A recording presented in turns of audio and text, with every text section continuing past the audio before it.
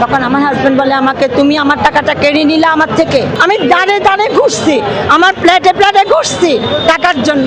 টাকা দেয় নাই কেউ আমাকে।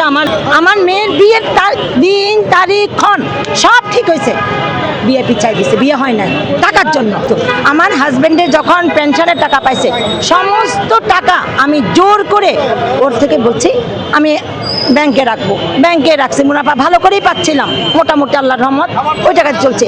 হঠাৎ করে এই ব্যাংক লুটেরারা ব্যাংক লুট করছে, বড় বড় মার্চেন্টরা ওই যে লোনের নামে লোন নিয়ে চলে গেছে। এটা কি আমাদের অপরাধ? আমরা কি অপরাধী? আমরা যদি তখন টাকা উঠাই ফেলতাম, ব্যাংক তো আরও ধ্বংস হয়ে যেত। তাও টাকা উঠাই নাই, থাক ব্যাংকটা থাক। কিন্তু আমার হাজব্যান্ড বা আরও অনেকের হাজব্যান্ড যখন মন্ত্রী সাহেব আসলো, এবার ব্যাংকের যখন অবস্থা খারাপ বলে উনি আরও খারাপ করে দিন, আরও খারাপ করে দিয়ে মানুষ সবাই উঠাই নিয়ে গেছে, অনেকে উঠাই নিয়ে গেছে, হয়তো আমরা উঠাই না। কিন্তু আমার হাজব্যান্ড যখন হসপিটালে, আমার ম্যানেজার সাহেব দেখছে আমার বাসা একদম ব্যাংকের সাথে, দেখছে 2টা দিন আমার হাজব্যান্ড টাকার জন্য কয়েদির মতো ছিল, টাকা দিতে পারতেছিলাম না। তখন আমার হাজব্যান্ড বলে আমাকে, তুমি আমার টাকাটা কেড়ে নিলে আমার থেকে, আমার পেনশনের টাকাটা কেড়ে নিছ, আর আজ আমি কয়েকদিন মতো হসপিটালে রেখে দিল আমাকে। আমি দাঁড়ে দাঁড়ে ঘুরছি, আমার প্লেটে প্লেটে ঘুরছি টাকার জন্য।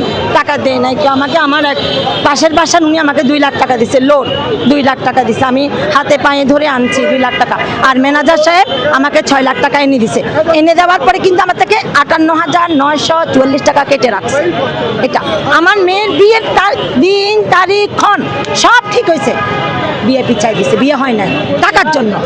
আমার ছেলের সেমিস্টার ফি আমাকে বলে, মা তুমি আমাকে টাকা দিবা না? আমার সেমিস্টার ফি দিতে পারছি না। আমার ছেলেকে মারছি, আমি মারছি, টিউশনি কর।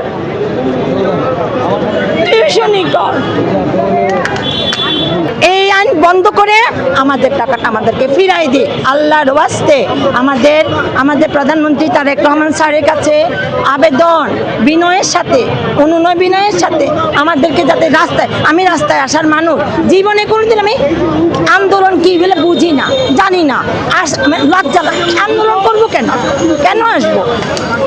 আমার মেয়ে এখন হসপিটালে, আমার হাজব্যান্ড খুবই এখন অসুস্থ, কোনো রকম অপারেশনটা করে নিয়ে আসছি। আমি বলে কই বাসা থেকে আসছি, আমি একটু রাস্তায় যাই, একটু সবার সাথে একটু যাই, আমি অনুনয় করে নিয়ে আসছি। আমি তো রাস্তায় ভিক্ষা করতে আসি নাই। এই যাতে 24-25-এর উনার যাতে মাথায় ঢুকে একটু কষ্ট করে উনার কাছে আমার হাত জোর করে ভিক্ষা হইলে ভিক্ষা, এটা বলবো ভিক্ষা, ঠিক আছে ভিক্ষা, তাও আমাদের 24-25-এর হেয়ার কাট বন্ধ করে আমাদেরকে যাতে আমাদের 24-25-এর টাকাটা ফিরাই দেয়।